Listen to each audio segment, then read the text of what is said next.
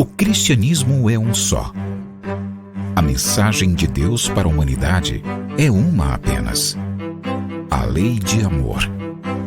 E chegou à humanidade por intermédios de muitos mensageiros divinos, tendo seu ápice em Jesus, nosso mestre e guia. Ezequiel, Malaquias, Elias, Abraão, Moisés, Jesus, Kardec e todos os grandes avatares da humanidade vieram à Terra com o objetivo de trazer a mensagem divina ao homem, conforme a condição de entendimento da humanidade à época. Conquanto cada um tenha trazido a parte da verdade divina, todos juntos são a representação do amor do Criador. Assim como eles, cada um de nós tem a sua tarefa para com a humanidade, que é reformar-se e trabalhar pelo bem do seu próximo. Amai-vos, eis o primeiro mandamento. Instruí-vos, eis o segundo.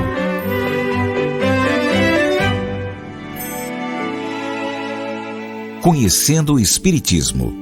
Centro Espírita Online Casa de Jesus, a morada de todos os corações.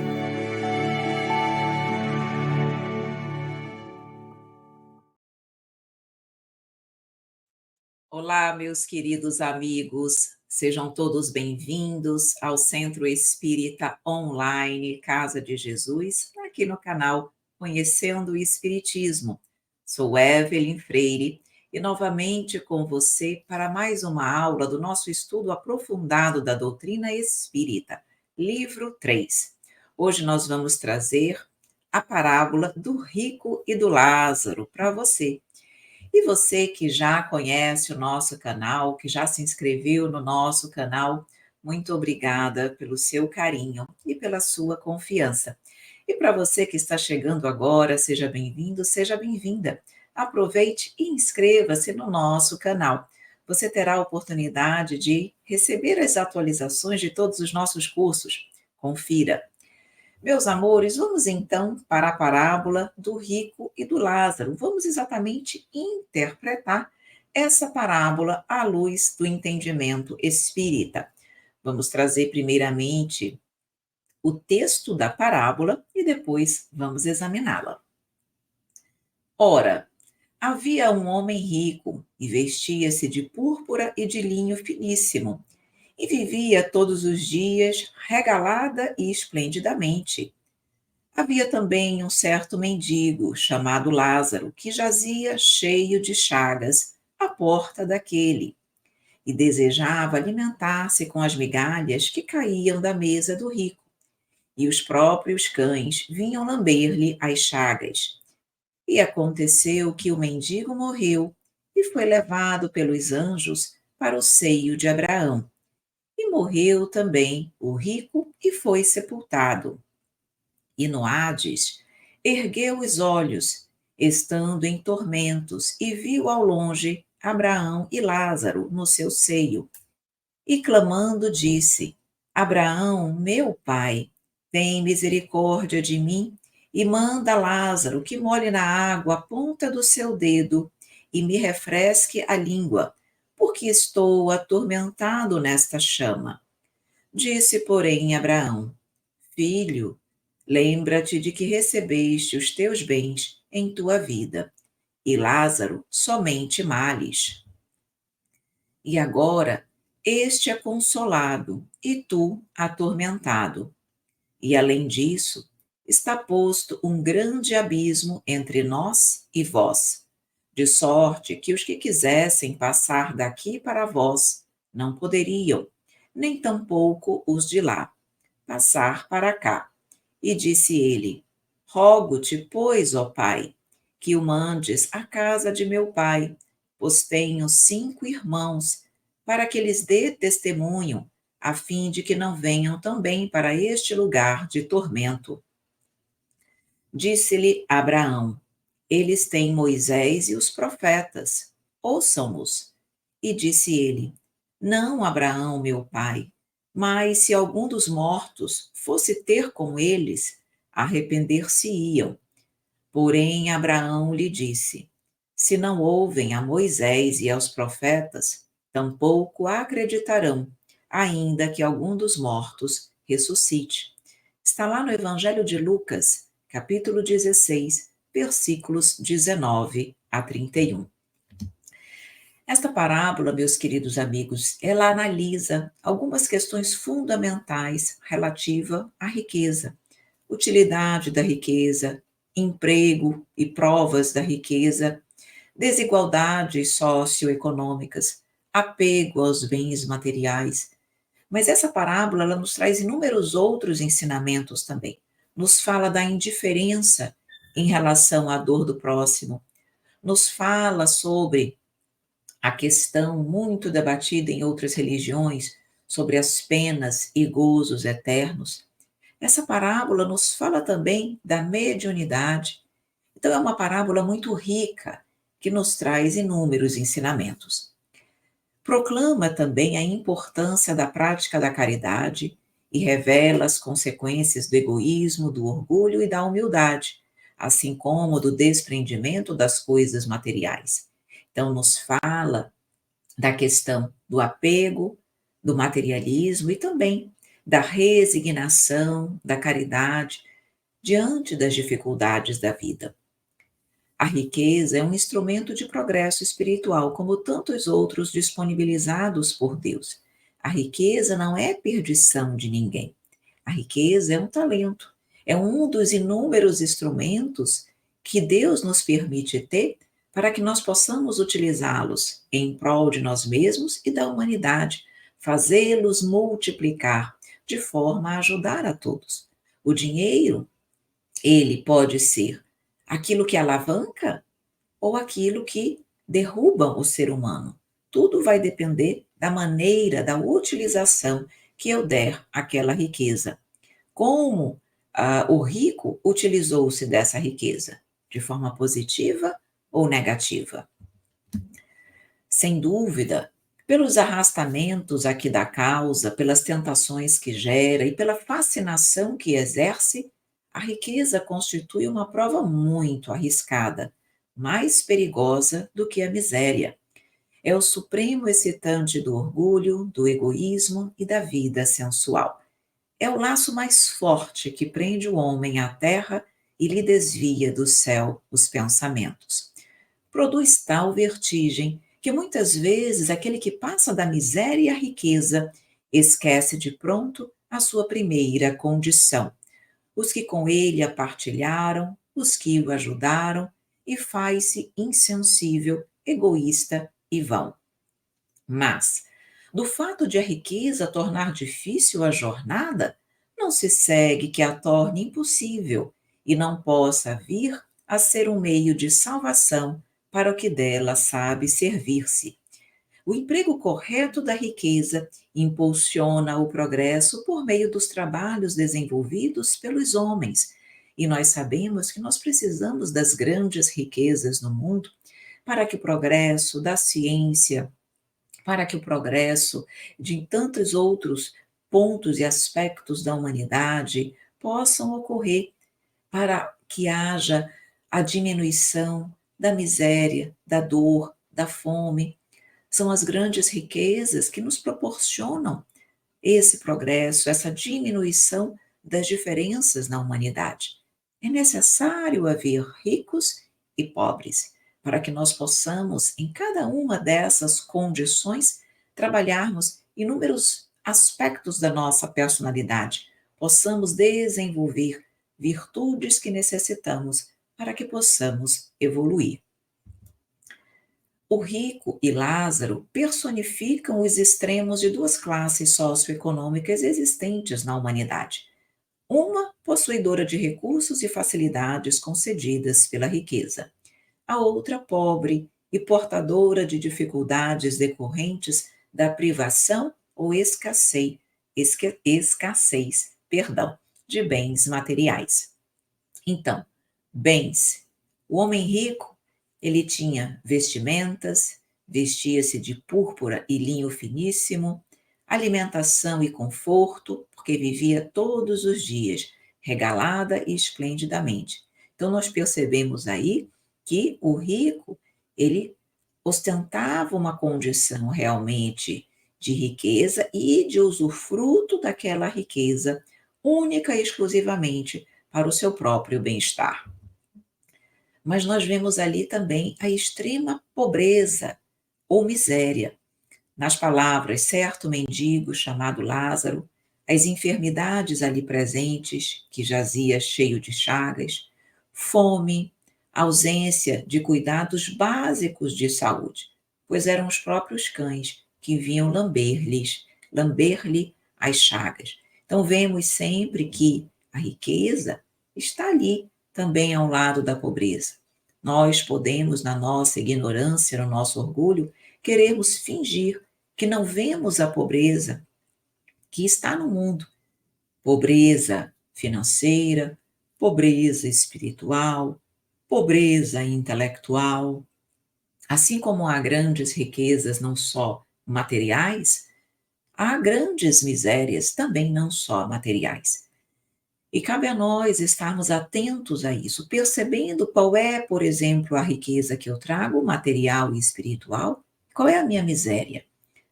Como eu posso e devo trabalhar aquilo que em mim carece ainda de auxílio, de amparo, de desenvolvimento? É o trabalho de cada um de nós.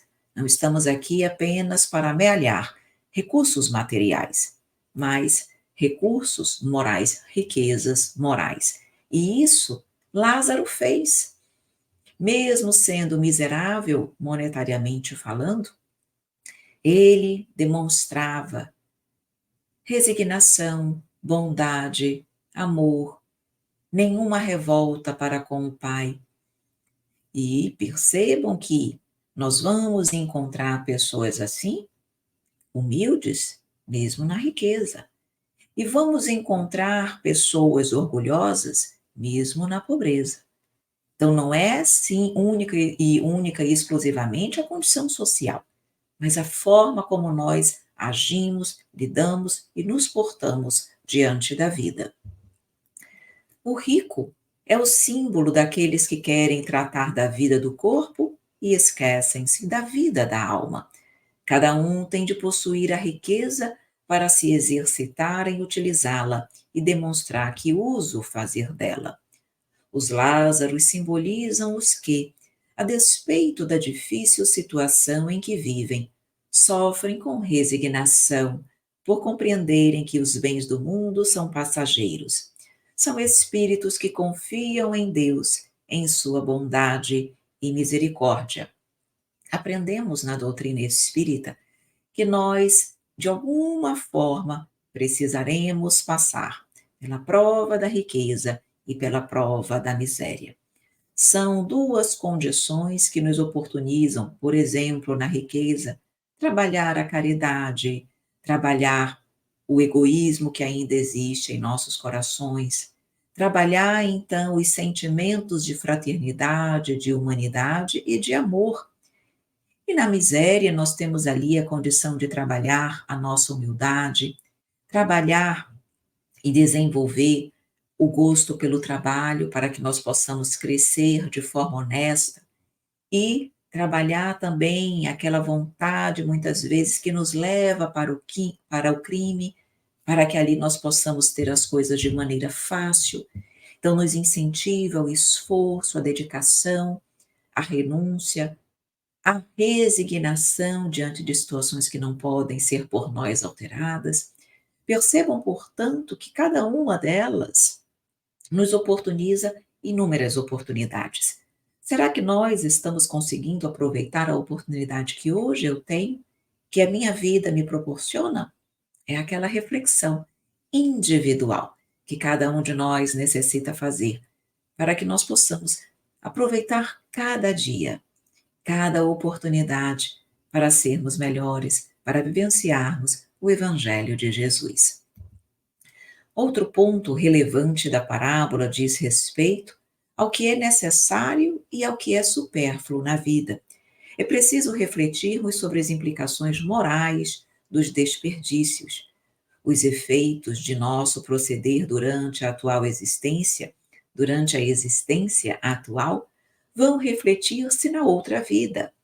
A consciência é a faculdade que o espírito possui de refletir sobre si mesmo à luz da justiça divina.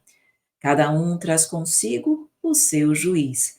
Por isso o rico se viu envolvido nas chamas devoradoras do remorso, enquanto Lázaro fruía o repouso do justo.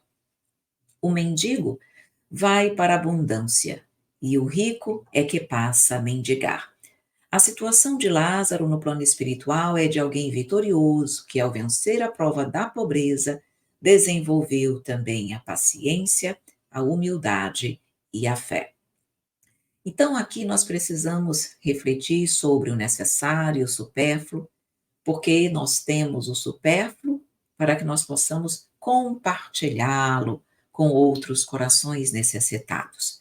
Nós não precisamos dos excessos, só precisamos do necessário. Aqui nós temos também a oportunidade de perceber que no mundo espiritual, na vida após a morte, nos encontraremos numa condição de felicidade ou de infelicidade, a depender das nossas ações aqui. Não é porque nós fomos ricos na matéria que o seremos fora dela. Nós seremos ricos se nós soubermos vivenciar as leis de Deus, trabalhando em nós e conquistando virtudes morais. Por outro lado, se só vivermos para o mundo, para o egoísmo, para os vícios, para os prazeres, eu posso estar aqui muito bem, perante o mundo, mas espiritualmente não o estarei. E no plano espiritual, então, eu terei ali a responsabilidade, a responsabilização pelos meus atos. A lei de causa e efeito será aplicada e é aplicada a todos nós. Então, a nossa consciência nos faz e nos permite refletir sobre as nossas ações. Por isso que a necessidade de autoanálise, de autorreflexão é tão importante para que nós realmente consigamos enxergar como estamos a caminhar.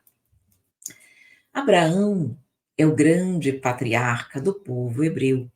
Então, representa na parábola o Senhor, o céu, a plenitude, a vida de felicidade plena que todos nós almejamos. É isso que representa Abraão nesta parábola. O rico falhou na prova, uma vez que a riqueza lhe obliterou, lhe apagou, lhe entorpeceu os sentidos de amor ao próximo, desenvolveu-lhe o egoísmo, acirrou-lhe o orgulho. Abismo indica a distância evolutiva que há entre um e outro espírito. Nesta situação, Lázaro não pode retroceder à posição anteriormente ocupada, porque pelas provações sabiamente suportadas, ascendeu na escala espiritual. Por outro lado, o rico não possui ainda qualidades que o colocassem em um nível mais adiantado. Então, o abismo que nos fala a parábola é um abismo de ordem moral, pois Abraão e o rico se viam e conversavam. Para o espírito culpado se reabilitar, não basta o arrependimento, que é o primeiro passo, é necessária a reparação. E a reparação se faz com o retorno à matéria, a reencarnação, para reparar o mal cometido. Então, quando nós estamos ali vendo na parábola o abismo entre nós, na verdade, Abraão fala entre ele e Lázaro e o rico, é um abismo de ordem moral, de abismo consciencial. Nós percebemos claramente que, e a doutrina espírita é muito clara em relação a isso, que os espíritos que estão numa condição de sofrimento e dor pelas suas escolhas não podem, ao bel prazer, ascenderem a planos mais elevados, precisam trabalhar-se, melhorar-se, evoluírem. Claro que os espíritos que estão numa condição de elevação podem e o fazem constantemente descer às regiões de sofrimento e dor para ajudarem e ampararem o próximo? Sim, com certeza, isso é possível. Nós precisamos entender que Jesus precisou adaptar o plano espiritual para aquela época, para que houvesse o entendimento e para que as pessoas percebessem esse abismo vibracional que existe entre aqueles que vivenciam as leis de Deus e aqueles que não. Mas nós sabemos sim que os que estão abaixo não podem ascender, mas que os que estão acima podem descer. Hades significa, para o povo da época, para o povo hebreu, era uma representação das regiões de sofrimento e dor. Segundo a concepção, o Hades é como se fosse o inferno e se localizava nas entranhas da terra. Por isso que estavam abaixo e, segundo a parábola, olhava para o alto. Claro que esse olhar para o alto não é o olhar do corpo físico, é o olhar no sentido de reconhecer-se pequeno, de reconhecer-se inferior perante aqueles que estão numa condição evolutiva maior. A súplica do rico revela que ele não só reconheceu as dificuldades em que se encontrava, como soube curvar a cabeça e pedir auxílio. Não era, pois, um rico tão orgulhoso. Talvez tenha sido mais negligente ou indiferente ao sofrimento do próximo do que propriamente mau. É admirável a persistência do rico em minorar de alguma forma as consequências do mau uso da riqueza. Isso indica que não era excessivamente egoísta. Então, nós percebemos ali que ele pede, mesmo sendo rico, ele pediu naquele momento a ajuda do pai Abraão, de Lázaro, pediu que Abraão encaminhasse Lázaro para avisar os seus irmãos, para que eles, pelo menos, se ele não podia ter as suas próprias dores minoradas, que os seus irmãos pudessem. Então, nós percebemos ali um gesto, um gesto de arrependimento, de que reconhecimento da sua pequenez. Então, isso mostra que ele não era um rico tão orgulhoso assim, porque há muitos que, mesmo no plano espiritual, não saem do pedestal que criaram para si mesmos. Então, isso é algo que conta favoravelmente ao rico naquele momento e mostra que nem todo rico é orgulhoso e que há ricos que têm ali também sua humildade, sua bondade, seu amor, que nós não devemos rotular as pessoas pelos bens materiais que elas têm, mas pelas suas atitudes. Então, a postura dele demonstra que ele não era tão orgulhoso ou egoísta assim. Talvez tenha sido realmente mais negligente, indiferente. Indiferente, sem sombra de dúvidas, mas não propriamente mal.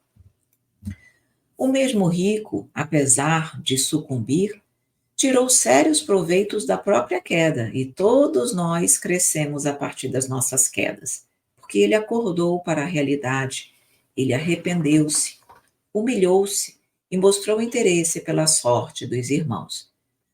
Numa palavra, as cordas de seus sentimentos despertaram para os verdadeiros valores da vida.